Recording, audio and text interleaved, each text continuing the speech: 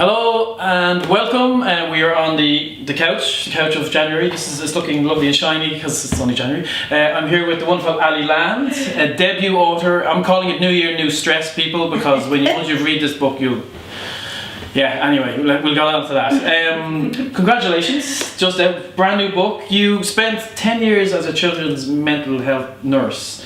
At what point was during that were you trying to be a writer or working on being a writer, or at what point did the voice say you must be a writer? Well, not actually until I gave up nursing. Yeah. So I think I just wanted to be a really good nurse, and I'd always been really creative. So I think from a young age I had read voraciously and had this kind of crazy imagination. So I was hearing sort of voices and seeing images, but I just tucked that away because I had to get on with the job that was tangible. You know, you get that whole like, well, you can't be a writer and have this conversation because that's totally ridiculous, you know. So I was a nurse for 10 years, and during that time I had many conversations which have informed this book, but I never once thought I'm going to write about it at that point. And then the voices got louder, the images got sharper, it started to become something that I felt I had to do. I needed to write about it. So that's kind of how it happened. And then this book comes along and I'd say, by any chance give it to family and friends and say, would you read this for us, see what you think? And they went, what in God's name? Oh no, it's so secretive. I did a writing course, so I gave up nursing, had a job in Australia, and I moved back, took a leap of faith, and was like, it's now or never, let's see if I can get this down on paper. And I didn't tell anyone what I was writing about. I did the 6-month writing course, like a part-time, and I just faffed about on it because everyone was really experienced. You turn up in a classroom and people have like written books and they've pushed them into the middle of the table and you're like, oh god, I haven't written since I was like 21 at university, my dissertation. So I was like, I spent 6 months just kind of taking it all in, absorbing it, and I suppose letting channels start to open up. But then I just disappeared for like 4.5 months and wrote the book, but I told nobody what I was writing about. They've all been like, what are you doing? Yeah, what? No, don't do before we get on to the character of Millie, who's interesting is not the word for Millie, briefly, without over revealing, what if you were telling people what the plot was in a simple way, how would you describe the book? Well, it's a sort of psychological drama, and it's narrated by a teenager who's 15. Her name is Annie, but she's given a new identity as Millie. She hands a lamb into the police and is then given a foster family. Do you want me to tell them any more? How much do you not want me to? No, I think we'll go there, because as we talk, we will kind of the stuff will come out in the fact that. So when you're writing, so Millie is an intriguing character. Like she's one of those people. She's kind of an anti-hero, or you're not 100% sure. It's almost that thing of the unreliable narrator. You're not 100% sure where you're going or where it's going, and when you're writing a character like that, like, does that mess with your head? Because it's quite a dark place. Yeah, it wasn't the happiest place to be. I think I've sort of thought about this. It's like it was really traumatic and cathartic, and I know it's quite interesting. The book's given me these opposing feelings. But that's really what it was like.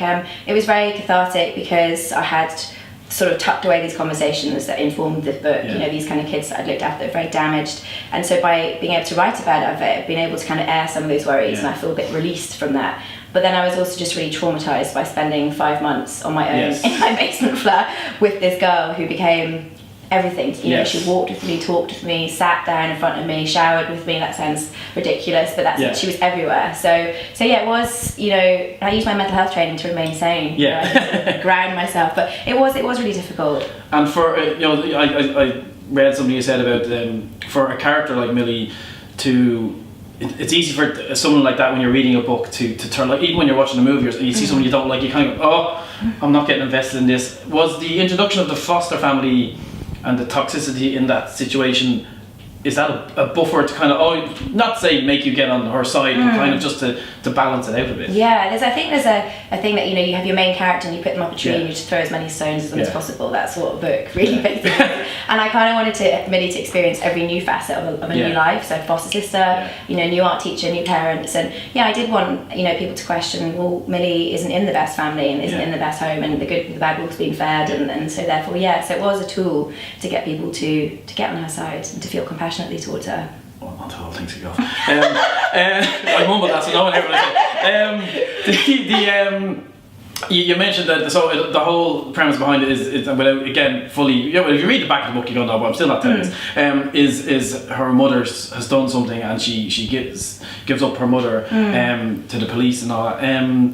Is the whole parental legacy of evil and genetic imprint, was that like the foundation where it all began, or how important was that to the whole It was integral. Yeah. I mean, I had a conversation with a 15-year-old girl about 8 years ago, and her mum had been involved in some serious harm with young children, and so this girl was convinced she would become like her mother, so she was just harming herself the whole time, and was able to tell me that. And I also started to see other young people on the wards that I was working on taking on behaviours that they didn't want to take on, that you know, this good me bad me thing. And so it was integral that I wanted to write about kids that were different and difficult to love, if you like, but show that perhaps they don't always have a choice in being who they are. I'm telling you, right.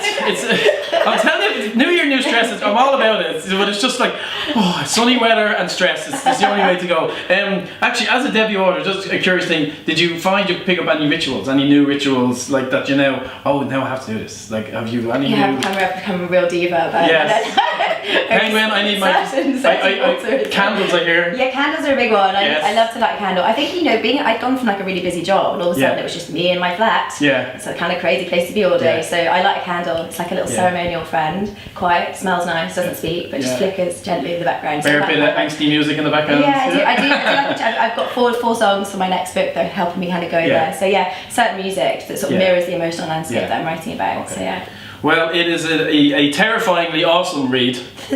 Please get out there. It's now available in e-stores and online. Ali Land, it's been absolutely fantastic. I'm still not giving away the main spoilers here because you just got to read this book. Good Me, Bad Me, freak out, read it. Thank you, thanks.